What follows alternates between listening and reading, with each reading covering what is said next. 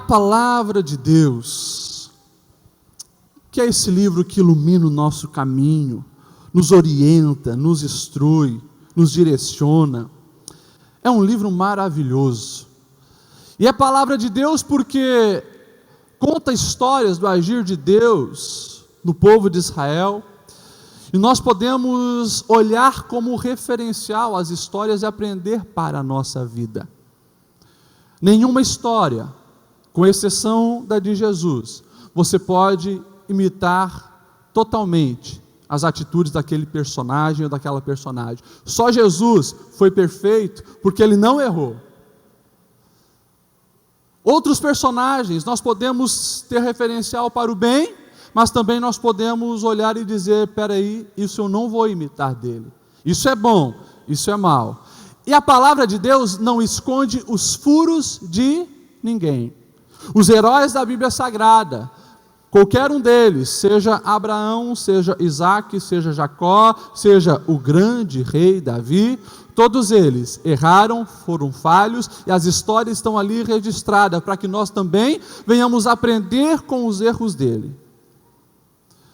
Certo sábio já falava que mais sábio é aquele que aprende com o erro dos outros, do que aquele que precisa errar sempre para aprender.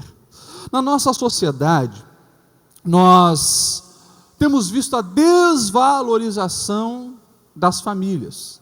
E nós temos visto, lamentavelmente, as crises derivadas em todas as áreas da nossa sociedade. Se você observar a fundo, você vai ver que grande parte delas estão ligadas a problemas familiares, a desestrutura familiares. Quando nós olhamos para a nossa sociedade, você vai ver que cada vez mais os índices de separação, divórcio, filhos órfãos de pais vivos e assim por diante, só aumenta.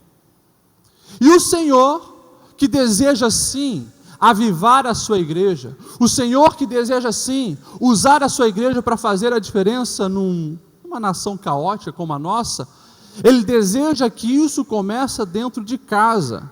Nós já ouvimos e sabemos que uma sociedade fortalecida é resultado de famílias fortalecidas, uma igreja fortalecida é resultado de famílias fortalecidas.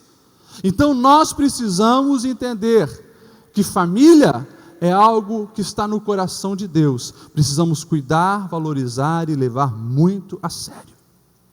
Essa história que nós estamos aqui lendo é uma história tenebrosa da família de Davi. Davi, profeta, o maior rei de Israel, grande músico, grande compositor, grande guerreiro. Ele, na sua história, deixou um terrível furo dentro de casa. Tudo começou quando um dos seus filhos, chamado Amnon, e se você voltar lá no capítulo 13, você vai começar a ver essas histórias. Um dos filhos de Davi não tinha poucos filhos, eram muitos. Um dos filhos de Davi se apaixona pela sua meia-irmã. O nome dela era Tamar, o nome dele é Amnon. E ele olhava para ela, se apaixonou por ela, não via ela só como uma irmã, via ela como uma mulher desejável, uma mulher que ele queria possuir, uma mulher que ele queria se relacionar. E Amnon cobiçou a sua irmã. E ele começou a ficar abatido, porque o seu coração estava em choque. O pai Davi não percebeu, mas tinha alguém dentro lá do palácio, chamado Jonadab. Ele percebeu que Amnon não estava bem, e ele chegou para Amnon e disse: o que está acontecendo com você? Eu tenho percebido que você não está bem, você anda tão abatido, tão angustiado, o que está pegando, cara? E Amnon decide abrir o coração para a pessoa errada, que estava circulando no meio da sua casa. E Amnon fala: olha, eu estou assim porque eu estou apaixonado pela minha meia-irmã Tamar, e eu não sei o que fazer mais. E essa figura chamada Jonadab agora joga uma semente terrível no coração de Aminon e diz: cara, olha para você, você é filho do rei Davi, você é homem, você pode fazer o que você quiser. Faz o seguinte, eu te dou um plano já perfeito. Você vai se fingir que você está doente, e quando teu pai vier te visitar, porque ele vai saber que você está doente, você pede um favor para ele. Você pede que ele mande a sua irmã Tamar para cuidar de você. E ela vai ficar ali na tua casa. E quando ela estiver cuidando de você, você manda os teus funcionários, os teus empregados sair, e você faz o que quiser com ela. Você é Aminon, filho do rei. O conselho de Jonadab faz todo sentido no coração de Aminon.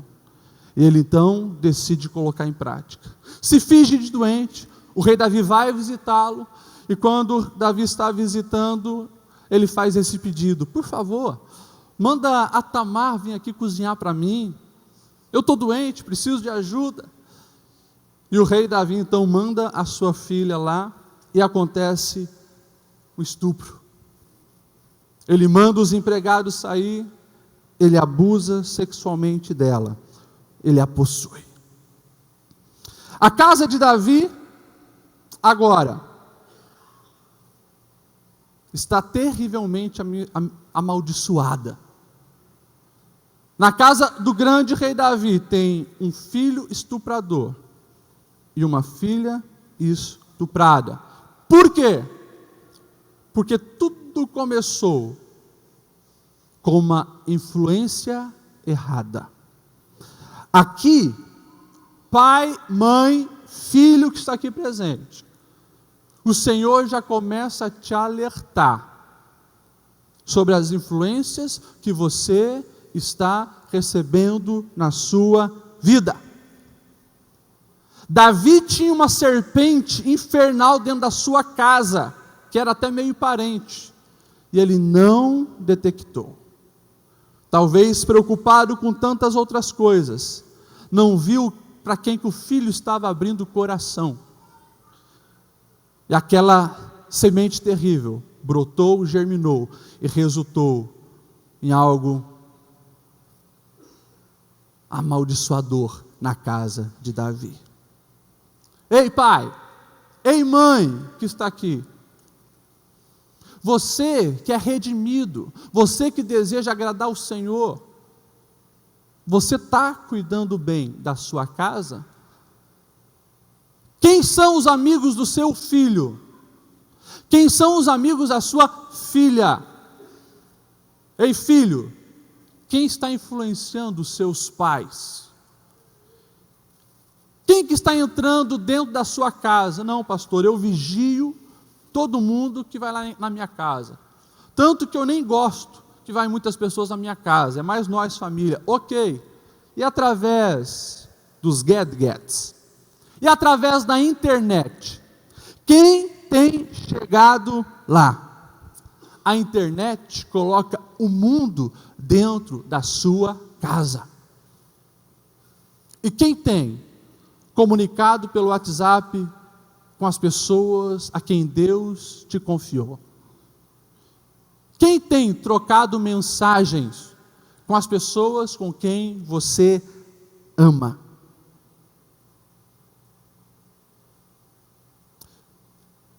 Prego isso com muito temor,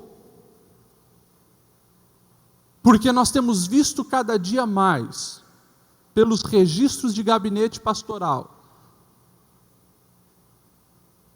problemas e mais problemas dentro da família, porque não estão vigiando nas influências que estão recebendo através da internet.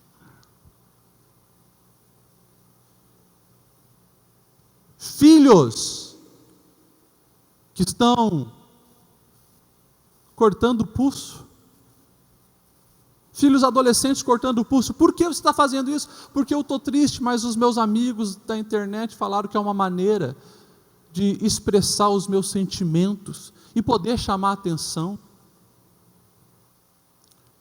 Pessoas do outro lado incentivando o suicídio assistido aos adolescentes. Propostas de adultério ali na palma da mão. Os sites de redes sociais, para quem deseja encontrar um parceiro sexual, já passou da casa dos 200 milhões, como o Badu e assim por diante.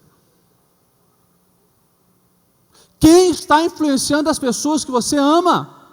Quem que está entrando dentro da sua casa? Marido, a tua esposa tem acesso ao teu celular a hora que quiser? O teu marido tem acesso ao teu celular a hora que quiser? Ele pode conferir o teu WhatsApp?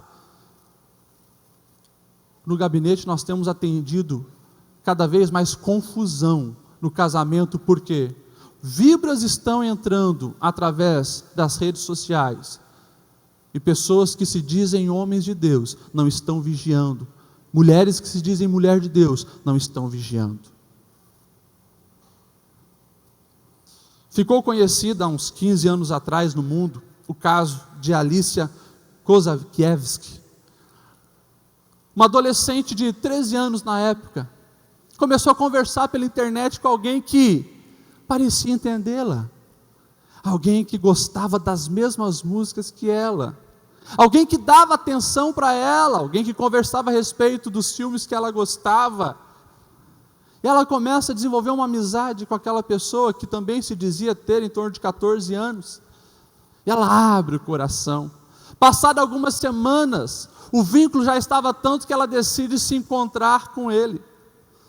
Então, depois de um jantar em família, o amigo secreto, que ela não tinha visto ainda, decide se encontrar a 2 quadras da sua casa, e ela sai de casa e vai lá. O que ela se lembra é de um homem de uns 40 anos, chamando pelo nome dela, a agarrando e colocando ela dentro de um carro. Alicia foi levada para um outro estado, lá foi abusada sexualmente. Só sobreviveu, porque a polícia conseguiu com a inteligência descobrir o IP do cidadão e conseguiram resgatá-la. Hoje é uma mulher de uns 30 anos, que dá palestra no mundo inteiro alertando os pais sobre o perigo de quem está do outro lado da tela. Na internet tem gente boa? Tem, mas tem todos os tipos de bandido, pedófilos, gente imoral, gente usada pelo inferno para tentar destruir a sua vida e a sua casa. Se liga papai, se liga mamãe, se liga homem, mulher, cuidado, vibras estão tentando destruir a sua família. Uma pesquisa do Datafolha, 2015 agora, com jovens, mais de 60 e poucos, 63% afirmaram que era perigoso contactar pessoas que não conheciam pela internet. Só que, pasmem, 57% deles afirmaram que já haviam se encontrado pessoalmente com alguém, um amigo, uma amiga que conheceram pela internet.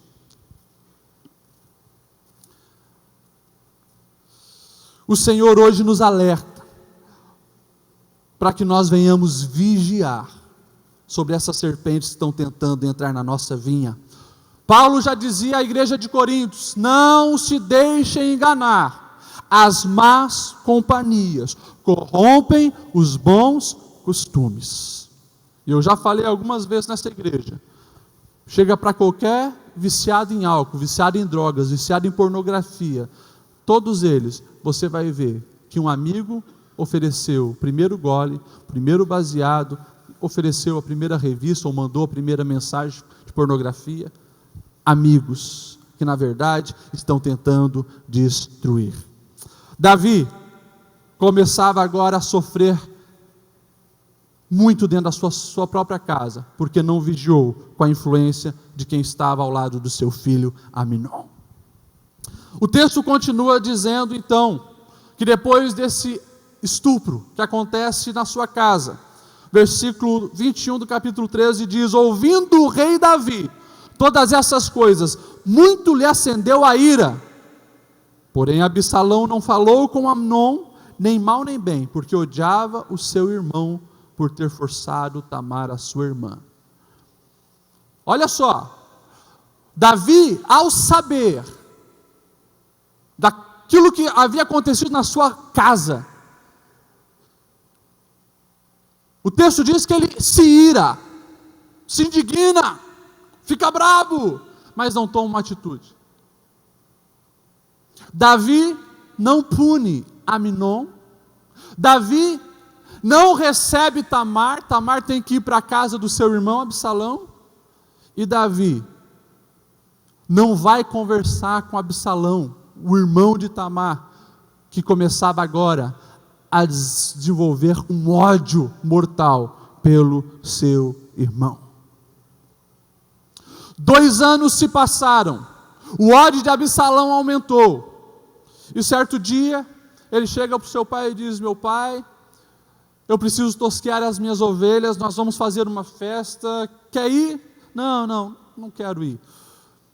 Manda o meu irmão Amnon para ir junto. O pai desconfiado diz: não, vai ser muito pesado para você, não. Enfim, ele insistiu tanto, que Davi diz: então vai todos os filhos, e vai para essa festa. Vai Amnon, vai todos os filhos de Davi.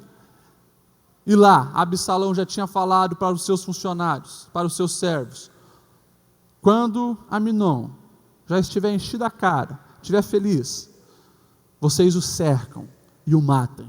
Pode deixar que eu assumo a responsabilidade. E isso acontece. Na festa que eles estavam promovendo, Amnon é assassinado. Absalão assume a responsabilidade e foge. E agora, a casa do rei Davi, além de ter uma filha abusada, um filho abusador, tinha um filho assassinado e um filho assassino. Absalão foge para a terra do seu avô, e ele fica lá, junto com seu avô Talmai, durante 3 anos.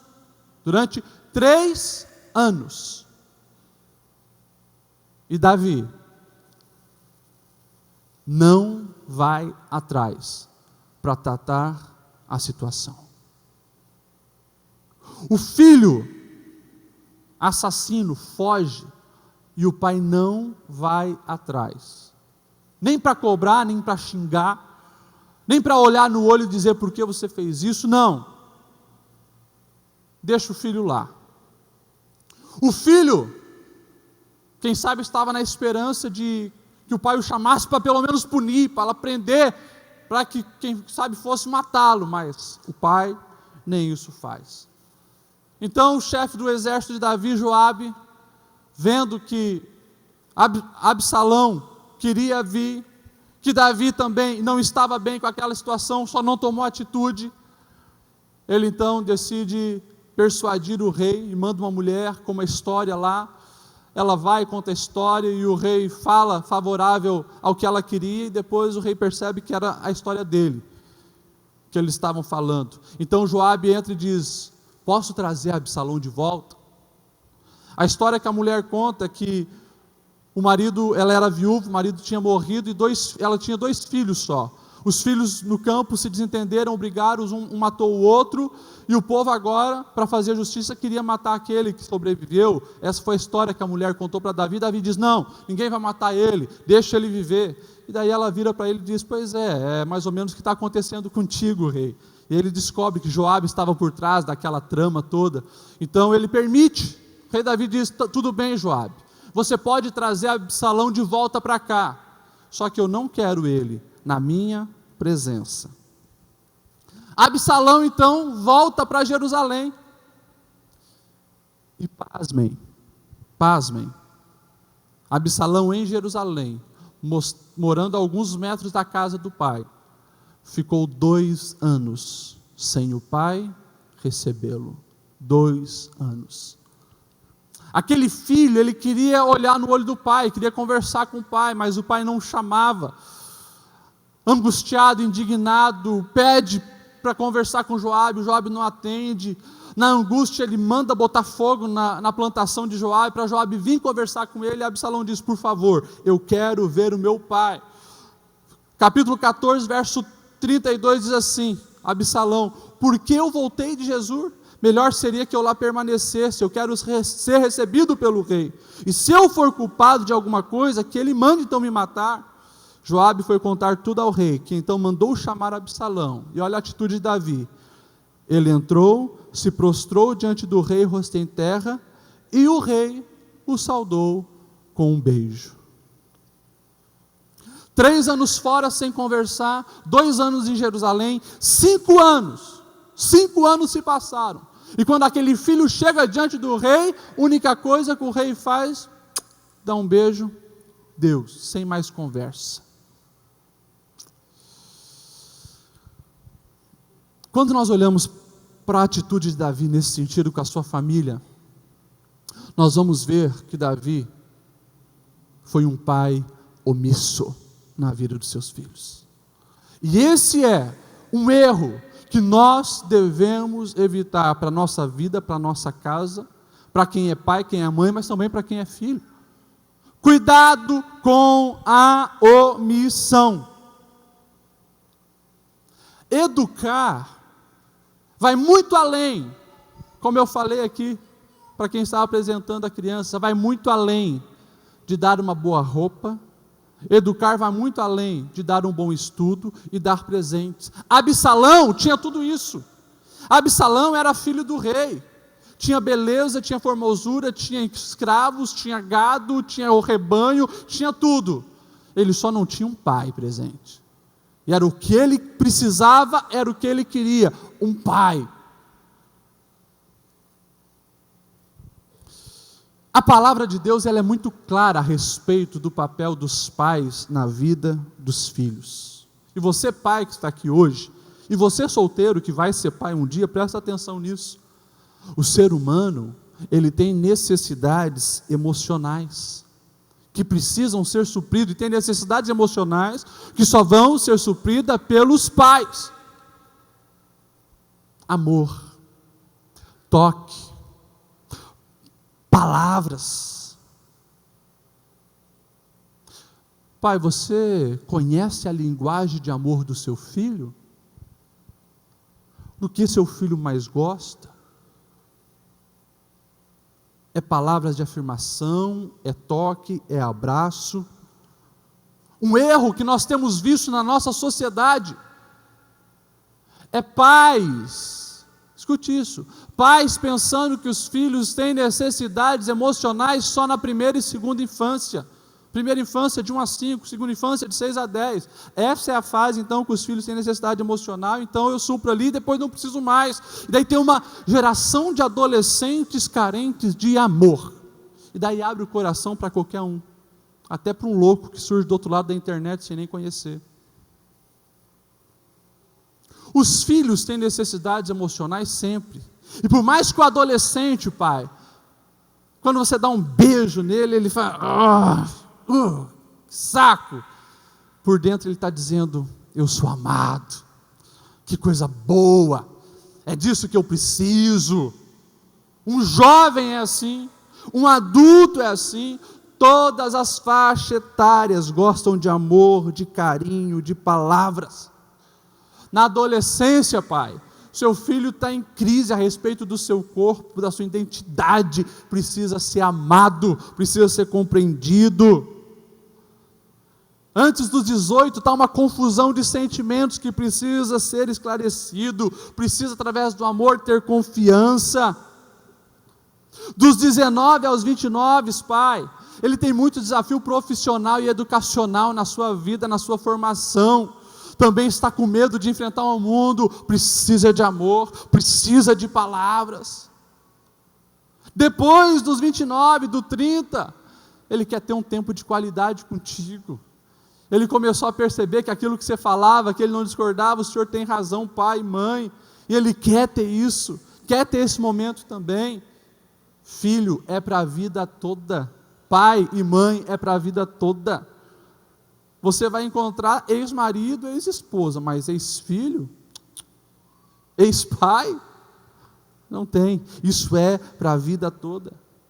Não seja omisso ao suprir as necessidades emocionais dos que você amam. Filho, pai precisa de amor, pai precisa de palavra de elogio, pai precisa de toque, abraço, carinho. A palavra de Deus nos deixa clara que filho precisa de orientação. E quantos pais omissos nessa área nós temos visto? Provérbios 22:6 diz: ensina a criança no caminho que deve andar, e ainda quando for velho, não se desviará dele. Pitágoras dizia: educai as crianças, e não será necessário castigar os adultos. Orientação, educação. Davi, quando nós olhamos os salmos, quando nós olhamos a vida de Davi, uau, que homem de caráter, que homem que gostava das coisas retas e justas, só que ele não conseguiu transmitir isso para os seus filhos. E hoje, o que tem de pai equivocado achando que a escola é que deve educar o filho, escola vai trazer sim uma formação e passar conhecimento, mas quem educa é o pai. Quanto pai achando que educação espiritual dos filhos tem que ser com a igreja, tem cultinho, então eu coloco lá, aqui é 1-2 vezes por semana que teu filho vem, e o resto da semana? Deus preocupado com o seu povo, quando estavam saindo do Egito pecador, colocou na lei bem claro, e se você abrir em Deuteronômio 6, você vai ver, que todas essas palavras que hoje lhe ordeno estejam no seu coração. Ensine, olha só, ensine de qualquer jeito? Não, ensine com persistência aos seus filhos. Como com persistência? Converse sobre elas quando estiver sentado em casa, quando estiver andando pelo caminho, quando se deitar, quando se levantar, amarre como um sinal nos braços, prenda na testa, escreva no batente da porta. Pai, não tem como você dizer que não sabia que era a tua responsabilidade. A palavra de Deus deixa clara: orientação, educação, ensino a respeito de Deus. Quem dá são os pais. É você, irmão, é você, irmã.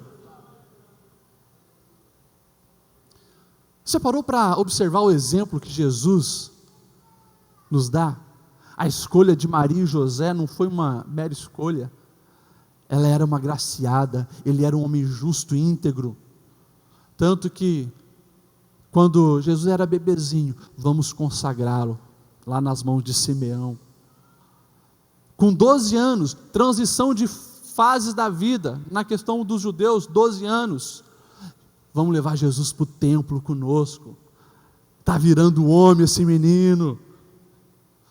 E você acha que o conhecimento que Jesus teve a respeito das coisas espirituais era só porque ele era Deus? Ele era 100% homem também. Precisou de um pai orientando, ensinando, mostrando, falando. Exemplo de Jesus.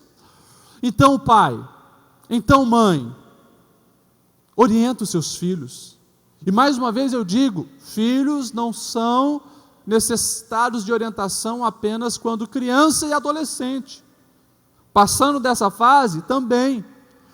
Orienta os seus filhos, pai, sobre o que eles assistem, sobre o que eles acessam, como lidar com a tecnologia de informação. Fala com eles sobre droga, fala com eles sobre sexo, fala com eles sobre política, fala com eles sobre trabalho, sobre profissão. Orienta os seus filhos em todas as faixas etárias. Ah não, mas meu filho já passou dos 18, agora ele se vire. Não!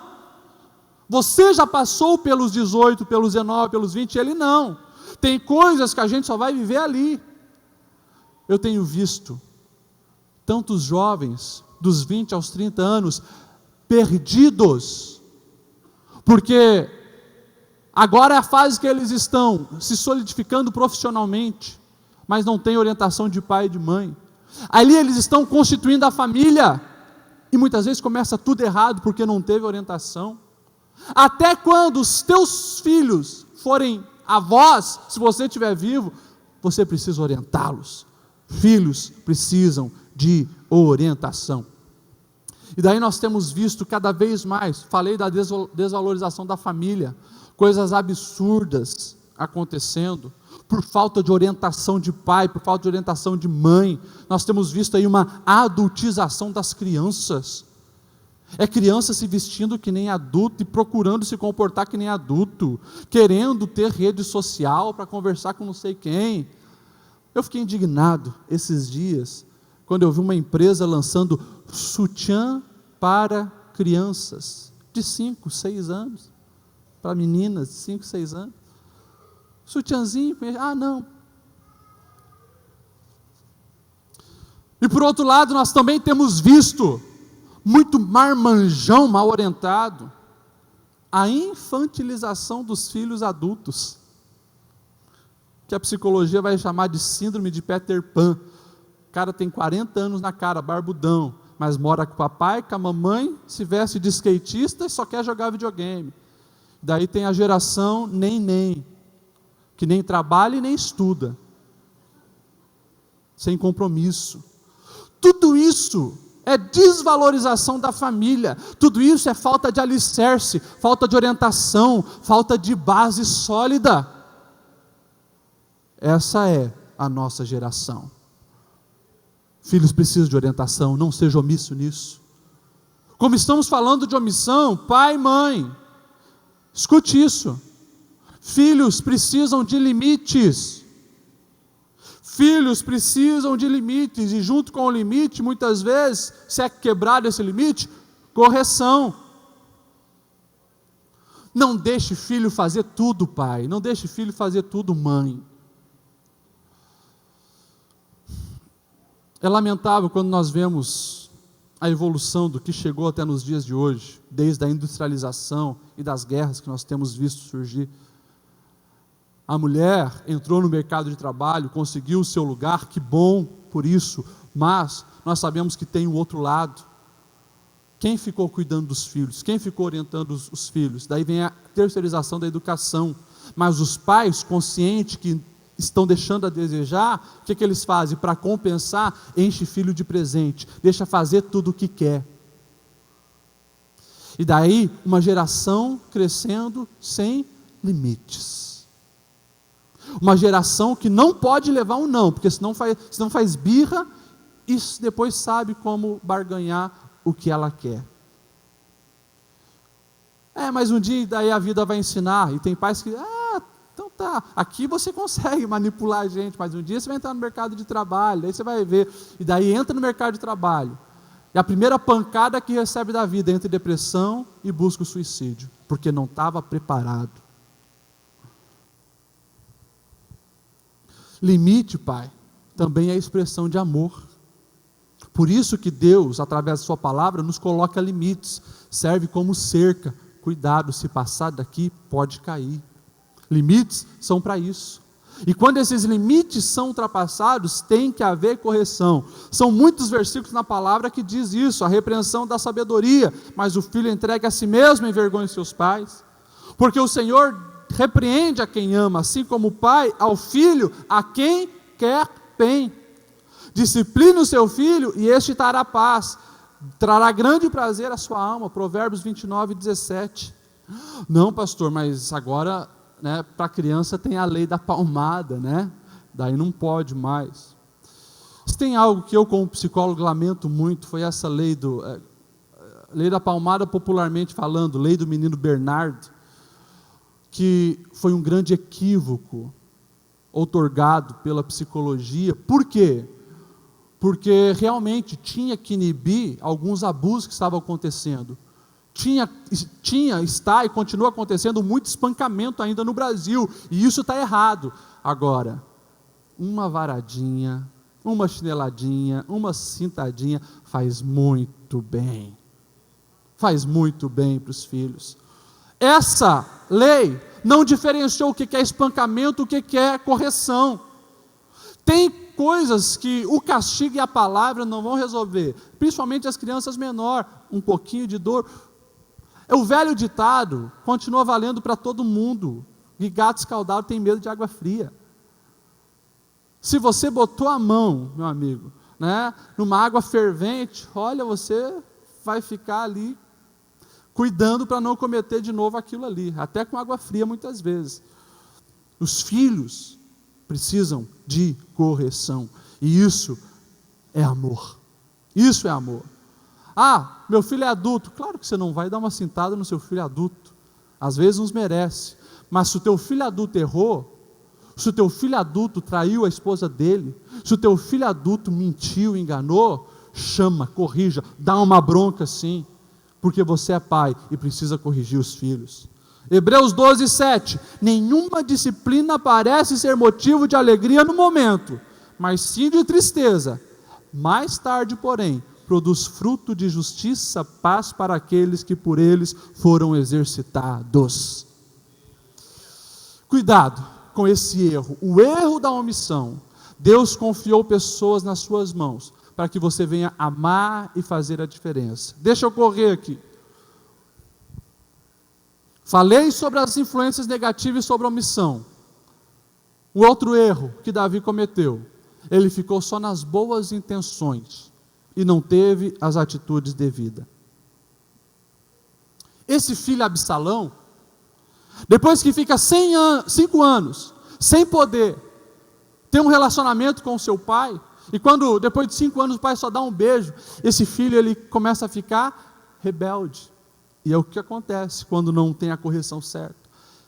Absalão fica rebelde, o que ele faz? Sendo filho do rei, tinha dinheiro, tinha poder, ele manda fazer uma carruagem linda para ele. E ele convoca e paga 50 homens para seguir ele e ficar aplaudindo, apoiando ele, os capangas dele. E ele começa agora a ficar na porta da cidade onde as pessoas passavam, e quando alguém vinha de todas as tribos de Israel para conversar com o rei, ter um juízo do rei, ele ficava lá e ele, opa, bem-vindo, o que você quer? Eu preciso falar com o rei, tem um caso aqui, e ele dizia, olha, é lamentável que não tem um juiz aqui em Jerusalém, em Israel, quem dera um dia eu fosse esse juiz, eu poderia te atender. E ele abraçava e beijava as pessoas, e ele foi minando o seu pai e fazendo o lado dele perante o povo. 4 anos fazendo isso, e Davi não fez nada, por mais que sabia que estava acontecendo isso. 4 anos fazendo isso. Depois dos 4 anos, ele diz, chegou a hora de nós se rebelarmos. Manda 200 homens para Hebrom, e lá eles gritam, Absalão é rei em Hebrom, que era a primeira cidade, para depois conquistar todo Israel. Quando a notícia chega em Jerusalém, Davi sabia que já estava tudo arquitetado, e se ele não fugisse, iria morrer. Davi pega a sua família, pega as suas coisas, alguns soldados vão junto com ele, e Davi foge de Jerusalém. Absalão, revoltado, rebelde, angustiado, amargurado, vai conquistando as cidades e chega em Jerusalém. Em Jerusalém, coloca do seu lado um conselheiro, que era antes conselheiro de Davi, mas que não gostava de Davi, o pai de Betseba, chamado Aitofel. E a primeira coisa, o primeiro conselho de Aitofel é, mostra que você não quer mais nada com seu pai. Ele deixou 10 concubinas cuidando do palácio. Você vai, arma uma tenda na varanda do teu palácio e tenha relação sexual com todas elas para o povo ver. Já era uma profecia antiga que um dia isso iria acontecer. E acontece. A partir dali, Absalão então agora está disposto a matar o seu pai. Matar o seu pai. E justamente é isso que ele tenta fazer. Convoca o exército, mas em vez de sair na mesma noite, por um conselho de um infiltrado que Davi deixou lá, ele não vai na mesma noite atrás de Davi. Ele decide esperar, convocar um grande exército para depois ir, que dá tempo de Davi fugir, se estabelecer e fortificar também o seu exército. E eles entram em guerra. O filho Absalão se tornou grande inimigo do seu pai e queria agora matá-lo. Tá, pastor, e o que o senhor quer dizer com isso? Outro erro que Davi cometeu, ele ficou apenas nas boas intenções, e isso não basta. Por que as boas intenções? Presta atenção no nome dos filhos que Davi colocou. Um dos filhos chamava Adonias, aquele que pertence a Adonai. Salomão, o amado do Senhor. E agora esse, talvez o mais irônico, Absalão. Ab vem de Aba, de pai. Salão vem de Shalom, o pai da paz. Quando esse menino nasceu, bem provável, Davi queria que aquele menino trouxesse paz para a vida dele. Porque os judeus e os israelitas, todos os nomes do filho estavam vinculados ao que estava acontecendo no momento, ou a expectativa que tinha para o filho. Esse menino vai me trazer paz, esse menino vai trazer paz para Israel. E aí esse menino cresceu, mal orientado, precisando de um pai, que se tornou o pior inimigo do pai. Nenhum pai, nenhuma mãe aqui presente deseja ver a desgraça dos seus filhos. Nós amamos nossos filhos e queremos o bem para eles, mas lembra de uma coisa: de boas intenções, sabe aonde está cheio? Boas intenções não fazem a diferença. O que faz a diferença é a atitude. É importante ter boas intenções? É. Mas se não tiver atitude, de nada adianta. Você pode ter boas intenções para o seu filho, mas se você não se renunciar a si mesmo, não renunciar tempo para estar com os seus filhos, tempo de qualidade, de nada adianta. É na convivência que a gente impregna o exemplo na vida dos nossos filhos. Todos aqui hoje, todos nós que vivemos em 2016, você pode ter certeza, se você é um adulto esforçado, coerente, todos nós aqui temos uma agenda lotada. Todos nós aqui corremos o dia inteiro. Todos nós aqui estamos mergulhados no ativismo que essa sociedade nos colocou.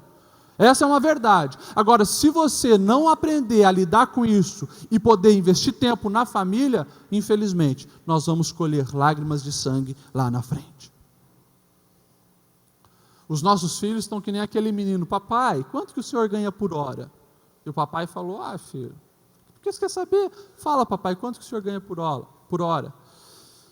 Ele falou: eu devo ganhar uns 20, 25 reais por hora. Aquele filho foi lá no quarto, quebrou o cofrinho dele, contou o dinheiro, trouxe para o pai. Está aqui, papai, o senhor pode dar uma horinha para mim? Essa é a realidade dos dias de hoje. Sabe, irmãos, eu louvo a Deus pela minha criação que eu tive, pela minha criação. Meu pai, sendo pastor, final de semana era aquela correria, mas sempre tirava um dia da semana para investir na família. A gente passeava, a gente soltava pipa, a gente andava de bicicleta, a gente pescava. Me lembro que muitas vezes, lá em Minas Gerais, Assembleia de Deus de 30 anos atrás, radical, recebeu crítica, soltando pipa com os filhos, andando de bicicleta, era proibido andar de bicicleta. Mas tudo isso foram sementes lançadas no meu coração, no coração dos meus irmãos, que germinou e frutificou. Renunciou muitas outras oportunidades para estar ali com a família, e isso foi bênção. A questão da valorização da afirmação, palavras de afirmação para os filhos. Pai, não adianta ter boas intenções, afirma para o seu filho o quanto ele é amável, o quanto ele é especial, o quanto ele tem valor. Filho, fala para o seu pai o quanto ele é especial, o quanto seus pais são importantes para você. Porque senão vem alguém de fora, fala e leva o coração dele. Jesus no batismo, se lembra? Depois do batismo ia passar 40 dias de jejum e ia ter um encontro com o diabo. E lá, no encontro com o diabo, na tentação, as 3 falas do diabo é: se tu és o Filho de Deus. Só que Jesus já tinha ali atrás, ouvido uma afirmação: este é o meu filho amado, em quem tenho prazer. Jesus sabia quem ele era no Pai. Teu filho sabe que ele é importante para você? Teu filho sabe que ele tem valor para você? O teu pai e tua mãe sabem o quanto são especial para você? Deixa eu mais uma vez abrir o coração aqui, coisas pessoais minhas. Isso eu acho que falei para poucas pessoas na minha vida. Vocês sabem já que eu reprovei 2 anos em matemática na minha adolescência. E naquela época eu tive uma crise muito forte de identidade. Porque, imagine, né, você já reprova, você já se sente burro, né, se sente inferior. Você já está para baixo. E o nosso adversário vem nessas horas para se andar. Muitas vezes, eu na minha adolescência pensava, puxa, mas eu devo ser de outra família, né? E o meu irmão brincava, dizendo, tu é adotado, cara. E depois eu fazia isso também com a minha irmã, né? Coisa de irmão. Mas até essas brincadeiras, quando a gente está mal, entra no coração. Só que, eu me lembro, um dos dias que eu mais estava mal, estava para baixo, achando que eu não era digno de pertencer àquela família. Eu fui olhar o álbum de fotos de família. E ali eu comecei a observar, lá no campo missionário, maior pobreza em Jequitaí. Mas a minha mãe, no meu aniversário, tudo com muito amor. Você via tudo com muito carinho, né? Os docinhos, a festa, tudo organizada. Era um sistema muito pobre, né? Mas era tudo feito com amor nos detalhes. Aquilo foi confirmando para mim o quanto eu era amado, o quanto eu era especial, o quanto eu tinha valor. E aquele álbum de família, muitas vezes, me tirou da minha deprê. Esse dia que eu estava mal, eu até pensei em fugir de casa. Toda criança, eu acho que uma vez já pensou em fugir de casa, né? Mas aquilo me segurava, porque ali estava a prova. Não, eu sou dessa família, eu sou amado desde pequeno. Pai, mãe, escute isso. Naquela época eu nem tinha noção, eu era bebezinho, criancinha, 1, 2, 3, 4, 5 anos, nem tinha noção daquelas festinhas que a minha mãe fazia, da roupinha bonitinha que ela colocava, mas aquilo foi prova de amor. Eu depois, quando já estava compreendendo alguma coisa, aquilo serviu de bênção na minha vida. Não pense que aquilo que você faz pelos seus amados vai ficar no esquecimento. Seja uma camisa passada, mulher, pelos seus filhos, para o seu marido. Seja uma comida bem feita, seja uma festinha simples, mas para valorizar a pessoa. Isso tem marcas e um potencial para a eternidade. Não negligencie as pequenas coisas, porque isso pode fazer a diferença em tempos de crise. Vou pular aqui. Ia falar de perdão, ia falar de tantas coisas, mas o tempo passou. Para finalizar, influência, omissão, não adianta só boas intenções, tem que ter atitude. E por fim, cuidado para não cair também no erro de Davi, de dar mais importância para o lado de fora do que para o lado de dentro. A gente olha para a vida de Davi, e a gente vê alguém amado, valorizado, querido pelo povo de Israel. Se você dá uma olhada ali, quando Davi tem que sair fugido de Jerusalém, você vai ver o povo clamando e chorando em voz alta. Davi era chamada da estrela de Jerusalém, a luz de Israel. Só que dentro de casa, infelizmente, ele não era tudo isso que era lá fora. Ei! Você tem valorizado mais a sua família do que os outros de fora?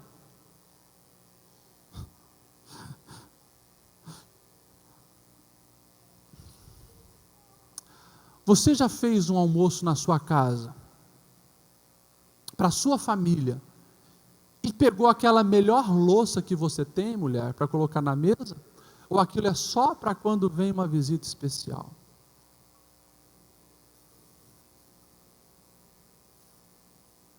Homem,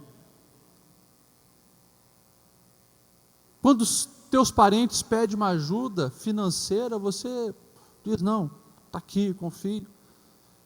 E a tua esposa está meses precisando de um vestido novo, de um sapato novo, e para ela nunca tem dinheiro. Isso é valorizar mais lá fora do que aqui dentro. Tem mulheres que chegam na igreja, abraça o pastor, beija o pastor, só que às vezes o marido olha estranho, porque com ele ela não faz isso. Alguma coisa está muito errada, e se não for corrigido, as consequências são sérias. Pastor Nilton já pregou muito aqui, que nenhum sucesso lá fora compensa o fracasso dentro de casa. Olha para essa sociedade, vai conversar com os ricos. Se você não tem amigo rico, um dia veja uma pessoa que você imagina que é rico e vai conversar com ele. Veja como é que é a questão de família, tal.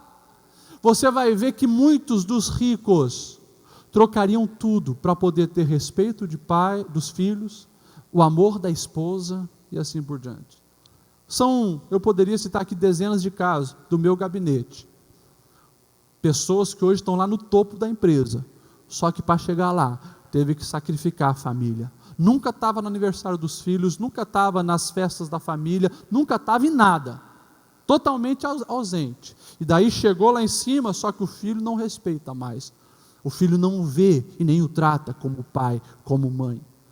Isso não vale a pena. Vamos se colocar em pé. Acho que já falei demais.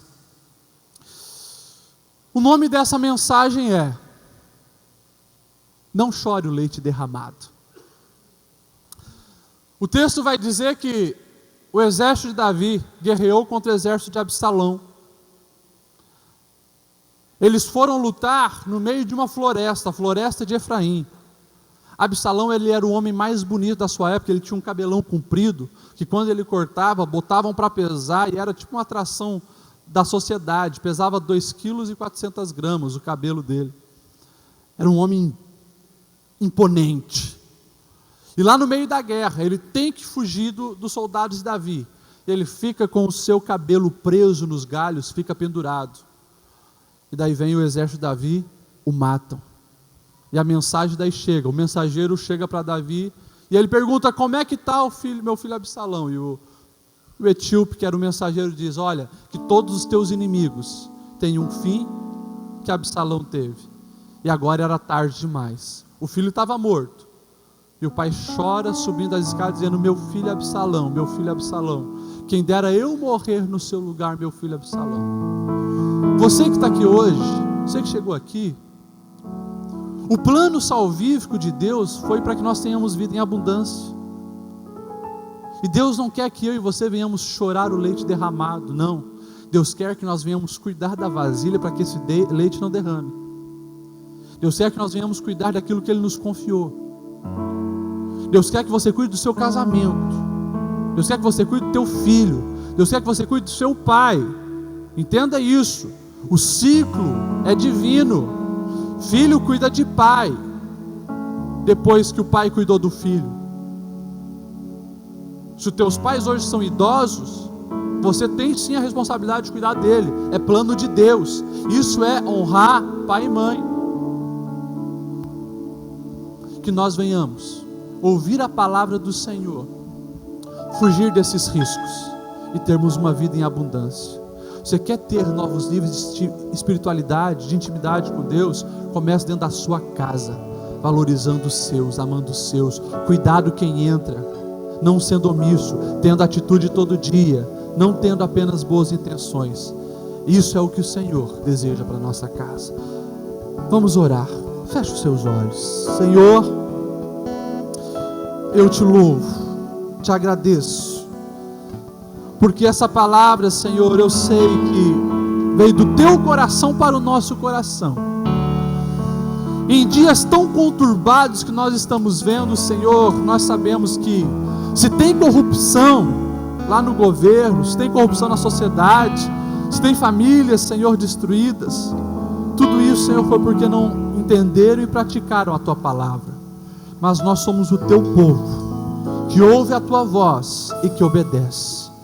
Deus, aqui tem pessoas que precisam de restauração na família. E hoje ouviu essa palavra, Senhor, nós pedimos que o Teu Santo Espírito venha dirigir da sabedoria e restaurar o que precisa ser restaurado. Aqui tem pessoas que foram criadas, Senhor, sem referencial familiar nenhum, mas nós sabemos que a partir do momento que Tu entra na nossa vida, uma nova história se faz, e que eles venham ter força, Senhor, para marcar, Senhor, a vida e a família deles, para que eles venham sim interromper um ciclo de maldição e ver bênçãos na sua casa. Deus, nós abrimos, Senhor, as portas do nosso lar para a atuação do Teu Espírito Santo. Venha, faça o Teu querer, abençoe o nosso lar. Nós pedimos discernimento, Senhor, sobre a influência que os nossos filhos, nossos pais têm recebido. Nós pedimos, Senhor, que Tu venha nos impulsionar a cada dia na maneira certa de educar, corrigir, colocar limites, disciplinar os nossos filhos. Nos dê graça e sabedoria, Senhor, e que a Tua bênção seja intensa na nossa casa, que a Tua bênção seja intensa, Senhor, nas nossas vidas, que a Tua bênção seja intensa, Senhor, na caminhada familiar dos Teus filhos aqui presente. E nós sabemos, Senhor, que pelo Teu sangue vertido na cruz, a nossa família pode sim ser liberta de maldição. Nós sabemos que pelo Teu sangue vertido na cruz, nós podemos ser parecidos contigo, Senhor, e ser bênção na própria casa. E hoje, Senhor, nesse momento, nós vamos participar agora da Santa Ceia. E que realmente, Senhor, esse ato venha gerar em nós essa consciência, e que essa consciência reproduza atitudes saudáveis, abençoadoras no nosso lar. Assim oramos, Te agradecendo em tudo, no nome de Jesus. Amém e amém.